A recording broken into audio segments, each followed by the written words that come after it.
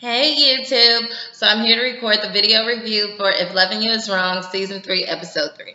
Now, this week's episode was titled Boiling Point. Now, this was a good episode. I have not watched a bad episode of If Loving You Is Wrong thus far. So, let's just jump right in. So, it starts off with Kelly and Esperanza on the phone. So, of course, this is going to be a never-ending conversation, and Esperanza is going to tell Kelly to do something stupid because Esperanza's stupid. So, of course, she tries to convince Esperanza tries to convince Kelly to go into the crime scene and to check Miss Louise's pulse. And she says, Kelly, it may be a matter of life and death. You could save her life. So Kelly says, where's the ambulance? That's what we're all thinking. So she says, they're on their way. They're on their way. I need you to go check for a pulse. Kelly is like, bruh, I'm not doing that. Like, first of all, why would you send somebody in there who's not a doctor, not a nurse, doesn't have any medical training? How in the world is she going to save the lady's life? What, I'm just going to be there first to tell you that she's dead? Like, that's crazy. This is not my job. Anywho, so Kelly tells her, no, I'm not doing it, and she sticks to it. And then suddenly Esperanza gets a bright idea to get on her work phone and call for an estimated time of arrival for the ambulance, which she should have did a long time ago, but whatever. So she knows that the ambulance is on the way. So Kelly says, hey, I need to go next door and check on the kids. You don't say, since you do have a stalker named Travis. Anywho, speaking of Travis, as Kelly is walking back down the stairs because she's checked on the kids and they're all right, she's on the phone with Esperanza still, and she's headed back outside to see if the police have pulled up because she hears the sirens. So as soon as she opens the door, Travis is just like sitting there in his car posted outside of the house, like lurking, stalking, like I am going to get you. So of course he hears the sirens. He's like paranoid that they might be for him, so he speeds off. Of course, Kelly is not telling Esperanza any of this, although Esperanza works for the police station, but whatever. Everybody in the show is stupid sometimes. So then all of a sudden the police get there. They go, they search the house. They don't find anyone still there, but they see that it's torn up. So they see Miss Louise on the floor. Miss Louise is kind of like knocked out, unconscious at this point. So the detective comes outside. His name is Detective Simmons. So he starts questioning Kelly. And he says, do you know who lives here? Yes. Do you know this lady? She said, well, I know her, but I don't know her personally. Like, I've only met her once or twice. I know of her. And then he says, okay, well, she whispered into one of my officer's ear that the guy next door did this to me and he took the baby or whatever. And so she said, really? And then she said, I don't think that he would do something like that. Okay, and you didn't think that he would just like have sex with Marcy like out in the barn in front of everybody, but whatever. So all of a sudden the detective is like, hey, well, we have reason to believe that it may be him. Wait, did you step in any of the blood? She says, no. Wait, what, am I a suspect now? And then he says, no, but we just need to take a picture of the bottom of your shoe if you don't mind, just to rule it out. She says, fine. Okay, so then he says, and can you call Brad? Do you have a way of getting in touch with him? Is he next door right now? Does he live there? She said, no, he's not there right now. He actually doesn't. This is his house, but he doesn't live here right now. Yeah, I'll call him. And the detective is like, girl, this is a crime scene. Call him now. So, of course, she's trying to call. Now, skips from that scene and it goes to Natalie at the hospital. So, of course, Natalie and Lucian are like, they rush into the hospital. Natalie is frantic, but the doctors won't let her come back with Joey because Joey has to immediately be worked on. So they send her to like administration or something, or registration, so she can register him for the hospital. So they're asking all these questions, his age, all of the regular demographics. Then they ask, does he have health insurance? She says no. I'm like, girl, like, he's 24 years old and he be out there in them streets and his friends be out there in them streets. And even if he was an upstanding, just like super nerdy, like straight and narrow path guy, you still need health insurance, especially if you have to go to the emergency room, because that is going to be a pretty big bill. So I know this is a lesson learned, because she said, no, he doesn't have health insurance.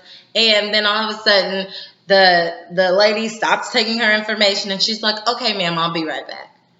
Girl, bye. Like, you're not just about to leave in the middle of this. Like, are you not going to treat him? Like, can you send us the bills in the mail? We can do a payment plan. Do you have a credit card or something? So the lady doesn't say anything. She just leaves. So, of course, Natalie is freaking out. Like, what? Are they not going to operate on my son? Like, is this about to be a John Q situation up in here?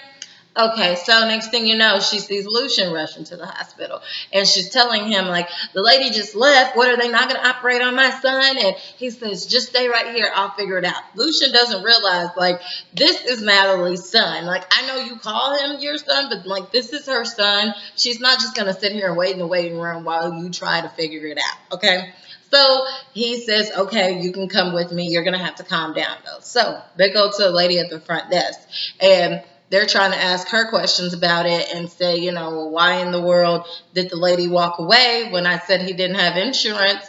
He needs to be treated. You need to save his life. And the lady says, well, typically in these situations, we just like keep them stable and then we transfer them to a county hospital.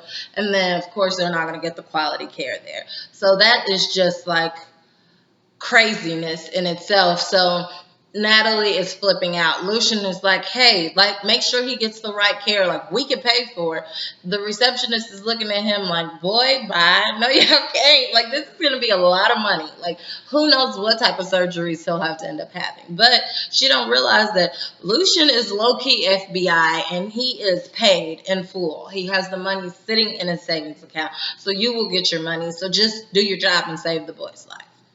Okay, anywho, so next thing you know, it goes to the jail. So we see Julius still in the holding cell, and then Ben is there. So Eddie's not around, so Ben can like be slick and try to talk to Julius and, tell him how much he admires him and this, and that. He's trying to get on Julius's good side. So Julius continues to ask Ben about his hand. Ben is not budging.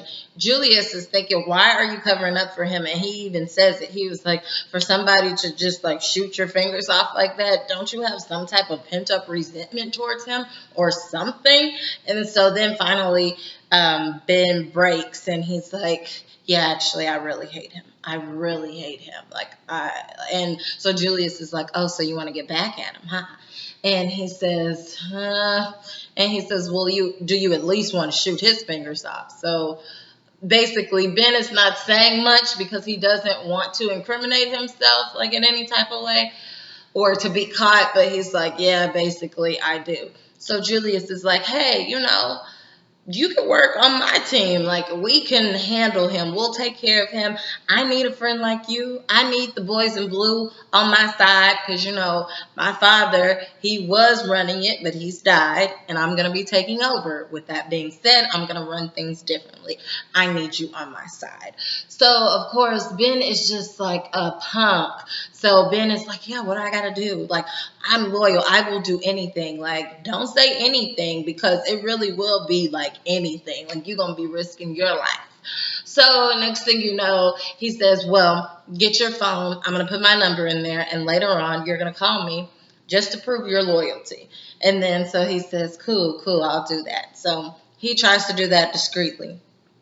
Okay, so next thing you know, it is Esperanza and Eddie. So Esperanza is like trying to get somebody to come in to cover her shift so that she can like run to this emergency with Kelly right now and the whole crime scene at Randall's house. So next thing you know, Eddie comes in and he's like pissed off to the highest level of festivity because Esperanza is working night shifts. And since he thinks that he owns Esperanza, he says, you're not supposed to be working night shifts. Where's our daughter? You're the primary caregiver, so you're supposed to be taking care of her. Do not tell me that you have our daughter at ghetto Natalie's house. And then she said, no, she's not at Natalie's house. She's at Kelly's house. He said, oh, the other black one. I'm like, Eddie, like, you don't like nobody, do you? Like, that's chill out, okay? So, anyways, she's like, Eddie, I don't have time for your mess today. And he said something like, what, are you gonna like rat me out or something like that? Because she said something like, what are you doing nowadays? Like stealing money from like drug lords and stuff. And he says, what, are you going to rat me out? She said, oh, I won't be the one to, but you're involved in so much stuff. Someone will be bringing you down sooner than later. Okay, so of course, like he always tries to intimidate her, but at this point, she's like, I have too much going on. I have to get to an emergency. And Alex says, baby being kidnapped. And he's like, what? Like, when were you going to tell me that? And she said, look at the board. Like, you work here. You don't know that? It's written on the board. He says, oh, okay. But this was right after. She said this after he said that Joey was shot, which is Natalie's son. She's like, what? I had no idea. Like, oh my gosh, there's too much happening. First Joey, then Alex, and the baby being kidnapped. And what's his face? Eddie is horrible because he's like, oh, the baby was kidnapped? Like, that's kind of funny. No, it's not funny. But of course, he was friends with Brad, and he doesn't like Randall. So, of course, he's happy that the baby's kidnapped. Okay, so finally she is like rushing out so that she can go deal with her situation. Meanwhile, at the jail, they are also giving Andrew a hard time for arresting Julius still. Okay, so next thing you know, Kelly is at Alex's house. Now, her baby's father calls again from jail, and I was wondering why the answer machine didn't say, you have received a collect call from the inmate at blah, blah, blah, blah, blah. Don't ask me how I know that, but I just know. Okay, we all got a family member or something, but whatever. So next thing you know, she like says hello. She didn't realize it was him on the phone, but it's because he called his mother and his mother called her on three-way, and that is why he was able to get through to her. Well, apparently his mother, she like hates Kelly, which is a little understandable because his mother is like, hey, the least you could do is answer his phone calls because he's in jail for something that you did. So you should really be the one serving the time. And you're just stupid, she's saying to her son, because you're just believing her. Like, she's not for you. She's not on your side. She hasn't been to visit you this entire time. And I'm thinking, Kelly, like, the least you could do was go and visit him because he is doing the time for your crime, whatever that crime was. But at the end of the day, maybe she didn't visit him because she doesn't want her name to show in like the record books as she visited, as she's connected in any type of way. But she kind of can't like just do him scandalous and just like block him like she did because they hung up the phone. He said, I'm going to call you back by myself. I know you're going to pick up the phone. He calls back. You press like 5 to accept or something and 7 to decline or just hang up to decline. And this girl hung up the phone. And I'm like, girl, you wonder why you already got one crazy stalker on you, on your trail, which is Travis. And now you're about to have another one because you're pissing people off. Like, he did this crime for you. The least you could do is talk to him. I mean, you really could low-key give him a place to stay to when he got out, just temporary. Maybe like give him 90 days. And then also tell him, look, we're not even going to try to work this out as in a relationship because I have moved on with my life since you've been in jail. Just call me if you need, some direction. Anywho, so next thing you know, we see, Julius, Ben, Eddie, Andrew at the jail once again. Eddie sees Julius in the jail cell and he's like, man, what are you doing in here? Julius says, your rookie arrested me for drinking and driving. Eddie is like, what? So he was like, let me get you out of here. He just gets the key and opens it up and lets him out. So Andrew was like, hey, what are you doing? He said, no, you're just a rookie. He's good. He can get out. And then he said, I have to do a breathalyzer. I'm like, Andrew, I know you are by the rules, but you can see that most of the police in here are corrupt. So you just play your low-key part in the corner, and you need to work behind the scenes like Lucian is doing, okay? You can still do right. You just have to do it in a different way, okay? Okay. So of course they punk him like they always do, and this time it's Eddie and Ben punking him, and they're like, "Go and get his cigars out of contraband or whatever," and everything he had like that he brought in with him. So he's hesitant to do it, but he does it because he's just the one that they pick on around there. So of course, Julius says to Eddie, "Hey, did you take care of those problems that I told you about?" And he said, "Oh, I've taken care of one out of three of them." He said, "What? Like who?" He said, "Oh, Joey. Yeah, he's taken care of. It was like a drive-by shooting or something." He said, "Joey wasn't on the, not Joey, Quan." He said, "Quan wasn't on the list." He said, "Oh, well, he was like an extra." He said, "No, did you find Claudia?" "No, we're looking for her." "Okay, well, find Claudia and then her mother and get them out of here." Now remember, he wants to get rid of them because then they won't get his father's like inheritance. Okay. So, but little does he know that Julius is gonna just kill him after all of that too. He's gonna kill Eddie, but whatever. So he kind of has Eddie and Ben working for him. So speaking of that, Ben goes outside and he goes to talk to Julius. Now this is like kind of a weird scene because I couldn't figure out what vibe they were trying to get like give off. I don't know if like it was like a intimate vibe or it was just intimidation or if it was just that like awkward long scene that like comes with these Tyler Perry shows sometimes. But whatever the case, Ben goes out there and he's just telling Julius like, "I'm loyal, I'll do whatever," once again. And so Julius is like, "Okay, you just got to be secretive about it so that Eddie doesn't notice, he doesn't see it coming. So just take a ride with me in my car, show me how loyal you are, and we can smoke a cigar, Cuban or whatever." So he says, "No, I can't take a ride because Eddie's here. He watches me closely." And then, so some type of way, Julius brings up that he has like drugs for Ben, and of course we all know that Ben really is like a drug addict. So he says, "Oh, great." He was like, "Just call me when you get off work. We can get everything hooked up." So he's happy about that. He'll be more than happy to turn on Eddie. Okay, so next thing you know, we see Randall back in that same little box again. He's talking about how he can't breathe. He keeps trying to use his lighter to see, and all of a sudden there's water coming down on his face and his body. I'm not sure if that's rain or if someone is just pouring like a bucket of water on him. And they're trying to drown him. I'm not sure, but he's still stuck in that same box. Now, next thing you know, we have Alex. She's driving, and she's driving like frantically. I don't know where she's headed to. I'm assuming her parents' house to see if her baby is around. But she calls her mom again, and her mom finally picks up the phone. Her mom is acting like, "Girl, I don't know what you're talking about, missing baby. Like, what? I've been in my bed asleep." Alex is like, "Mama, please. I saw you in the truck. Like, I know you have my baby. Please just bring him back. Just bring him back. Don't do anything to my baby." And her mom is like, "Girl, your phone connection is breaking up. Like, that like fake way to get off the phone." And then she hangs up the phone. So Alex is freaking out. And Alex is really regretting her decision to get her parents involved in this now. Okay, so next thing you know, we go back to Marcy and Brad.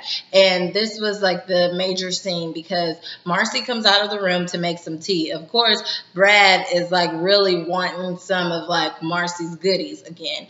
So, but Marcy is like telling him, just back off, it's cool. Of course, Brad's phone is ringing at the time. He's not answering it. He's telling her, "No, it's not a booty call or nothing. Like, the only woman that I'm with right now is you." And she's like, "Ha ha, funny, whatever." And so he says, "Can I talk to you for a second?" So they go and sit down on the couch. He says, "Is it possible to love someone too much?" And she said, "Well, I don't think so if it's reciprocated, but if it's not, then that is possible to love someone too much." So what I picked up from that is that he loved Alex so much that like he has literally like snapped in his mind, like Snap, just like the show Snap, and he's gone and done something crazy. And I'm led to believe that he's done something crazy with the baby, but don't quote me. Or he's in cahoots with Alex's parents and he has dug the grave in advance and they plan to get rid of Randall and the baby in the grave. I don't know, just my thoughts. But anywho, so he just said he's tired of hurting. One day he's good. The next day he could smell something that reminds him of her and he's just losing it again. Okay, so next thing you know, her phone keeps ringing. He is convincing her, hey, you need to answer. It's Kelly. Yeah, she keeps calling me too. Something must be going on. So, of course, he knows that something's going on. So Kelly's like, hey, do you know where Brad is? Marcy's like, mm-mm, even though she's looking at him. And she says, okay, well, the police are here, and they've been led to believe that maybe Brad took the baby or he had something to do with everything that happened over here at Randall's house. The police officer wants to talk to you. So she gets up and casually walks away. She's just trying just to be chill, not make it obvious like who she's talking to. And the police officer is asking her, is he there? Have you seen him? She's like, nope, nope. I mean, I could try to call him. And the police officer says, okay, well, here's the number. I want you to have him call. Is he over there right now? Please let me know because your life could seriously be in danger. And she's like, yep, I gotta go. And she gets off the phone. And the police officer turns to Kelly and is like, where's she live at? Kelly said, I don't know. So, of course, he's going to have his officers trace the phone because he's thinking maybe Brad is there. Okay, next thing you know, Marcy turns around and was like, Brad, what's going on? And then Brad chokes her up. We don't know what happens till next week. So, as always, like, comment, and subscribe. Check me out at mrsblogaholic.com.